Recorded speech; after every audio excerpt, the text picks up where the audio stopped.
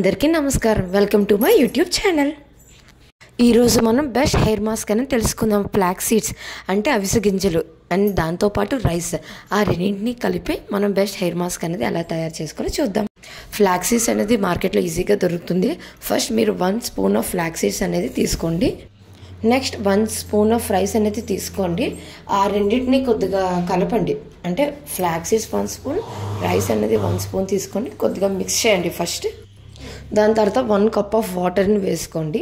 వేసుకున్న తర్వాత ఏం చేస్తారంటే చిన్న గరిట సంథింగ్ ఏదో ఒక స్పూన్ అనేది తీసుకొని మొత్తాన్ని స్టిర్ చేయండి. అంటే మొత్తం మిక్చర్ వాటర్లో ఆ 2 మిక్చర్ అనేది మొత్తం కలిసేటట్లు దాన్ని స్టవ్ మీద పెట్టుకోండి. మ్యాక్సిమం ఒక 15 మినిట్స్ మనం పెట్టుకుంటే మనకి రైస్ కూడా కొద్దిగా ఉడుకుతాయి. అండ్ ఆ మిక్చర్ కూడా మీరు చూస్తే పైన కొద్దిగా ఫోమ్ లాగా మీకు కనిపిస్తుంది.